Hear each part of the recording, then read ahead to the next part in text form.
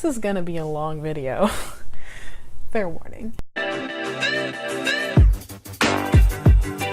Hi, welcome back. My name is Jenna, and we're here today to talk about not one, not two, but three musicals. Three musicals. You're getting three for the free price of one video. We're here today to talk about three musicals. You probably know at least one of them just from like existing. They are like the musicals that have transcended musical theater. They are like pop culture references at this point. They are like the highest a musical can get. These are what I consider to be the unholy Trinity of American musical theater. And there's a reason for that, and I'm going to go in depth to each show and talk about each one and why I consider each one to be unholy, I guess. I don't think they're necessarily bad, and I think everything they've done for like our culture and being landmarks on our culture is insane, especially considering there's not a lot of other musicals that have done that, but I just don't think they're that great. But we'll get into that. If you're new here, hi, I'm Jenna. Welcome to my channel. Here I mainly talk about theater. Today we're gonna talk about it. We're gonna go in depth. We're gonna talk about some fun shows. So welcome. Okay, this is just an opinion. You might think different shows fit this mold. You might not agree with how I feel on the shows, but let's just be respectful of what each other think. Respect. So the three shows that I consider to be the unholy trinity of American musical theater are Bye Bye Birdie, Annie, and The Music Man. And if I were to put in how I feel about them, Bye Bye Birdie is Heather Duke, Annie is Heather McNamara, The Music Man is Heather Chandler. That's the best way I just feel like if I could fight a show out of these three, I would fight The Music Man. And I don't know if that really makes sense, or if like that's a way to describe how I feel about The Music Man. I just feel like it's really in my face when it doesn't deserve to be there. I'm sorry if you like The Music Man. I did watch it so I can make this video, and it was just so boring the whole time. I've always felt this way about these three shows. I'd only ever really been familiar with Annie. That's the one I grew up on, so that's the one I'd seen a bunch of times. And so I felt like I couldn't really form an opinion on the other two until I had seen them. So I saw Bye Bye Birdie, a production of it, while I was home for spring break. And then I watched a production of The Music Man just the other night, just so I could form an opinion on it, but we'll get there. So let's start with, I don't really love any of them. We're gonna start with Bye Bye Birdie. I guess that's my favorite out of the three. We'll go from favorite to I got beef with you. Music Man. Okay, anyway.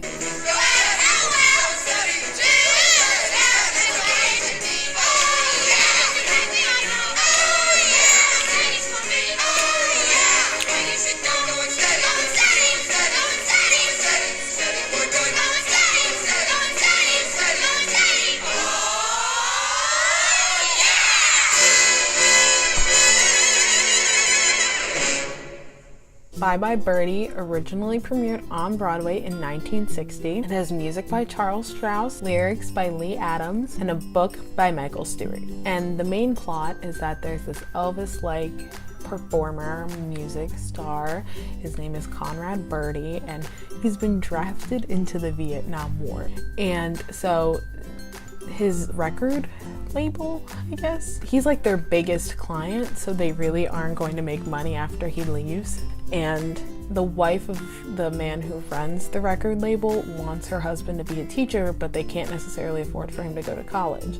So they're gonna cash in by having Conrad Birdie sing like one last song and go to someone who's a member of his fan club and like kiss her goodbye and sing the song to her on the Ed Sullivan Show. That was a big plot point, the Ed Sullivan Show. And so just things go awry, and there are all kinds of goofy characters. The girl that Conrad Birdie's manager picks for him to kiss is like pinned to someone else, which in old terms means like a promise ring. I think maybe they're dating. Who knows? It's Spoiler alert, they're engaged by the end of the show. But anyway, it's just like wacky, and they sing fun songs, and there's like turmoil, and Conrad Birdie just wants to be a kid, a teenager, whatever he is. He wants to be one of those. And you know, I think my biggest problem with it, and the problem with most of these, is that there's nothing at stake. Like, there should be something at stake because Conrad has been drafted into the war and he's literally going to go fight in a war. But like, that's not the show's main concern. And I think that goes for all three of these shows. They don't really have a main series concern. They're there to just be fun, which I think is what helps them stand up as the epitome of theater, because people are just going to enjoy themselves, which is so wonderful and so great. But me personally, I like some good drama. I like it when stakes are high and there's something to be worried about. And so I just did not get that from the show. I didn't not like it, but I considered it to be the most extra show I've ever seen in my entire life. And not like the production, like just the writing of the show. The song, Put On a Happy Face, that song, it's literally Conrad Birdie's manager singing it to like this 12-year-old girl, and then they do a dance together. Anyway, Bye Bye Birdie is just extra. It's a lot, and I just think it's really interesting to watch now because it is kind of outdated, and it is slightly racist, just a little bit. Enough for me to have like cringed a few times and to have been like, oh my gosh. I don't think it's bad. I think it's just a fun night for theater, but for me, like, I'm always looking for dramatic and emotional and like sad, and obviously Bye Bye Birdie's not going to be the show to deliver that to me. But if you've been in it, it's apparently at one point in time a production of Bye Bye Birdie was done every single day, which is nuts to me. But that's what I mean. It's a classic American musical, and it's fun, and then you're dancing, and it's just great, and the kids are being kids, but oh, why are kids like this today? And so it's just kind of odd and kind of strange, but it is a fun little time. Okay, next on this list is Annie.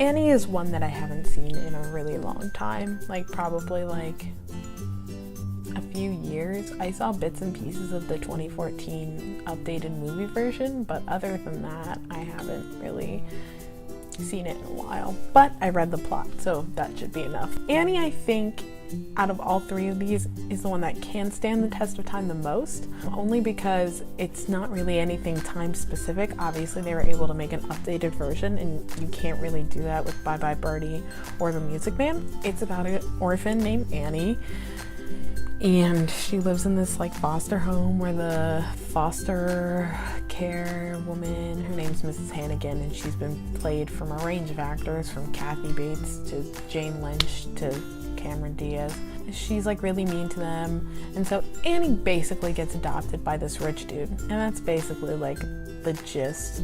He brings her in for the holidays, and then she wants to find her parents, but then they can't really find them because, spoiler alert, they're dead, and so she ends up forming a connection with the rich guy, and he actually adopts her. I think he adopts all of the kids in the orphanage because Mrs. Hannigan really isn't nice. Annie, again, there's a little more at stake here, because at one point Annie gets kidnapped by Mrs. Hannigan's brother, and it's just like wild. The reason I put Annie as the Heather McNamara role is because it's the one that is a little different from The Music Man and Bye Bye Birdie. I feel like The Music Man and Bye Bye Birdie are very similar and have pretty similar intentions, but Annie's a little bit different from that. It's more cutesy. The main characters are kids. Like, Annie's like 10. So I think that adds a different level to it too. I don't know. It's just different. It's not necessarily any better in my opinion, but it's different. And like I said, not like a bad different, just like a different. But I still consider it to be in this trilogy because when you think musical theater, this is one a lot of people think a lot of the time. There's been like 3 movies of it. It's been revived a lot. It's been done a lot. There have been a lot of tours of it. That hasn't necessarily been the case with Bye Bye Birdie or The Music Man. This one's just done more, and I think it stands the test of time a little bit better. There's nothing inherently like racist to it. It doesn't discuss any topics that are really that outdated. Oh my gosh. As I look at these Wikipedia pages for information, I just realized Bye Bye Birdie and Annie have the same person doing music. Okay, that just proves my point, like, even further. Annie premiered on Broadway in 1977, which makes it a little bit later to The Game Man, Bye Bye Birdie, or The Music Man, which premiered throughout the 60s. So I think that might have some effect on it too. The world was a little bit different. I just think I group it with these two because it, like Bye Bye Birdie and The Music Man, just has songs that you know, even without knowing the show. It's just really a mainstream musical like these other two. And so because of that, I do think it belongs in this trilogy. It has music by Charles Strauss, lyrics by Martin Charnin, and a book by Thomas Meehan. Yeah, Annie, I think, just is a little bit different than the other two, so it is the more Heather McNamara role, but it still is in this unholy trinity of American musical theater. Again, not bad, it's just there's nothing really too serious to it. Everything is a little cutesy, it's like little kids, and you're like, oh, look, a 10-year-old can sing, what? So now it's time to talk about The Music Man. The Music Man. If The Music Man was a person, I think I would fight them. 76 trombones led the big parade, with 110 cornets close at hand. They were followed by rows and rows of the finest virtuosos, the cream of every famous band. 76 trombones. So I didn't know much about The Music Man before I watched it. I just kind of knew, I knew the big songs, like You Got Trouble, 76 Trombones, all that fun kind of stuff. But I didn't really know what it was about. I knew it was about a con man. And then after watching it, I realized that the plot is vaguely there and appears sometimes. And I think that's the thing with all three of these musicals. Like, obviously they're a plot at times, but at other times, you're just kind of like, okay, great, why am I watching this musical number? Annie has the least of this problem, which again is why it stands out more. But The Music Man and Bye Bye Birdie are just so similar in that aspect. They just do things, and I'm like, why are you doing that? The Music Man premiered on Broadway in 1957. It has music and lyrics by Meredith Willson. The book was written by Meredith Willson and Franklin Lacey. So this show is basically about this guy who goes town to town, and he says, I'll teach the boys how to play these instruments, just buy them from me, and then he basically leaves town before he can get the instruments in. He just takes their money and leaves. There's this teacher who teaches piano, and he tries to charm her because she's like the music teacher of the town, but she doesn't like him. But then all of a sudden she likes him, and then they realize he's a fake, and then he can kind of stay. Spoiler alert, it ends up with him being arrested and not going to jail. So I didn't know what to expect going in. I didn't know how I would like it. And then I was just really bored the whole time. I just didn't like it. I think this one is the one, like I said, I have the most beef with. I think it's really celebrated. I think it's the most iconic out of these three, maybe Bye Bye Birdie rivaling it, but I just feel like when you think musical theater, you're like, oh my gosh, The Music Man. I don't know why I think that. I don't like thinking that. I don't think it deserves to be thought that way. I think this one is definitely the weakest out of all three. Like I've said, the story is the weakest. The songs are the best, but the story itself is just the weakest. If there's nothing at stake in Annie and there's nothing at stake in Bye Bye Birdie, I mean, I don't think they even know the word stake, and there are no stakes whatsoever in this show. There's and because you don't even really like what's his name? Professor Harold Hill. I don't even like him to begin with, so why would I be mad when he's arrested? And the same goes for Conrad Birdie. I don't even like him to begin with, so why do I want to see him succeed in his music career? Annie's kind of annoying, but she's a different case.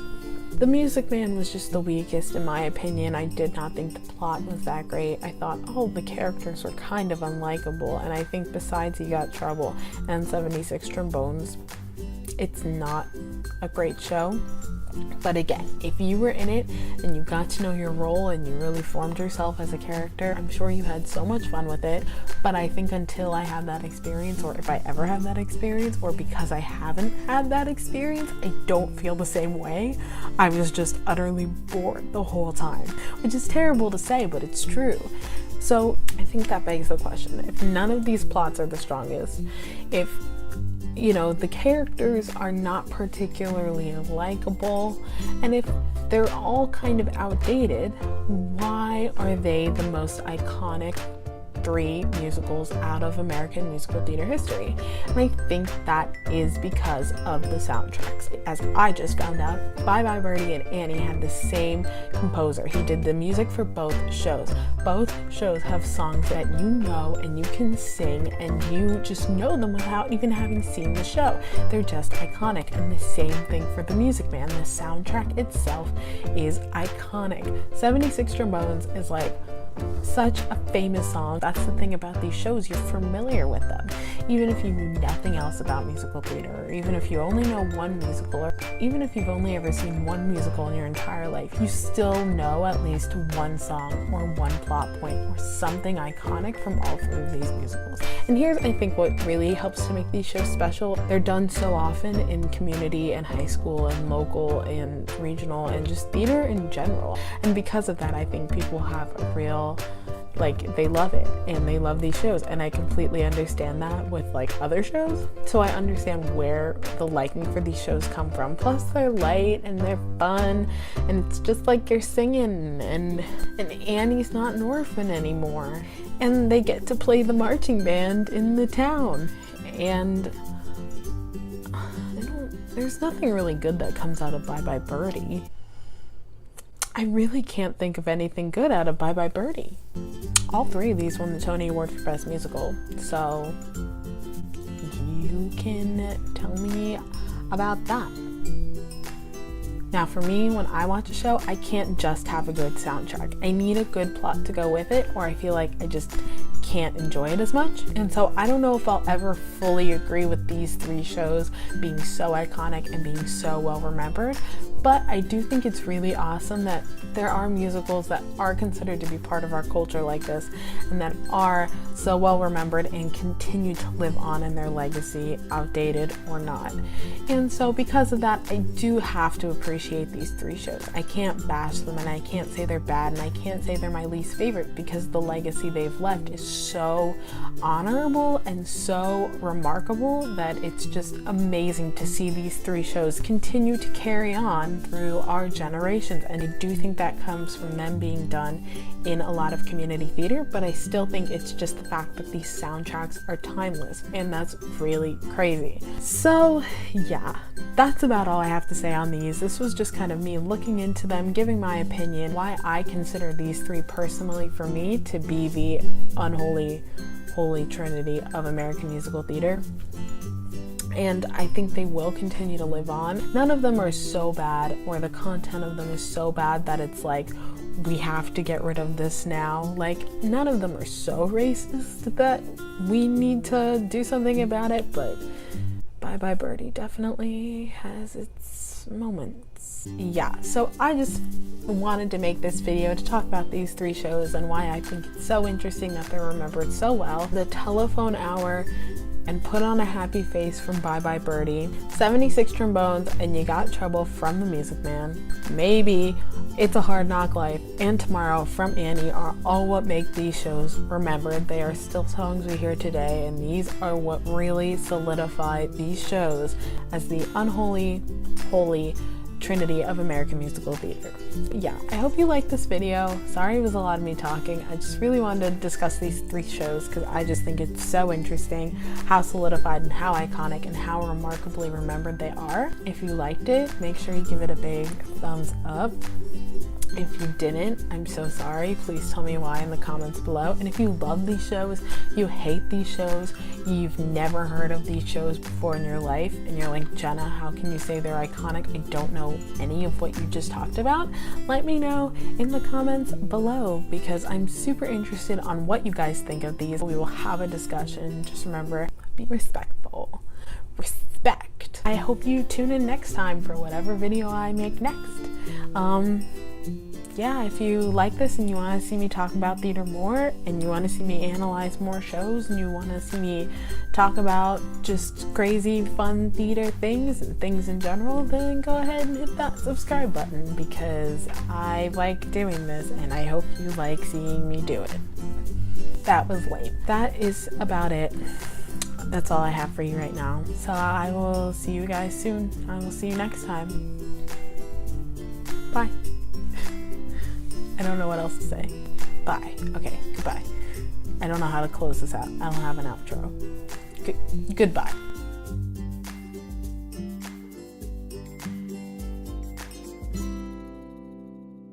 I think there should be a Bye Bye Birdie 2, which is a Christopher Nolan style war movie about Conrad Birdie fighting in the war, and he gets severely injured. And as we see at the end of Bye Bye Birdie, all the girls still really love him. Like, they're still obsessed with him. This sends Sweet Apple, Ohio into an economic crisis, because all of the teens who would typically have jobs can't function because they're so upset that Conrad Birdie was injured in the war. So it's just about Sweet Apple's demise and Conrad's recovery, and it's something really touching and emotional. Could you imagine? They tried making a Bye Bye Birdie sequel. It ran 31 preview performances and 4 official ones, and Chita Rivera still got a Tony nomination. Okay, goodbye. Goodbye. Goodbye.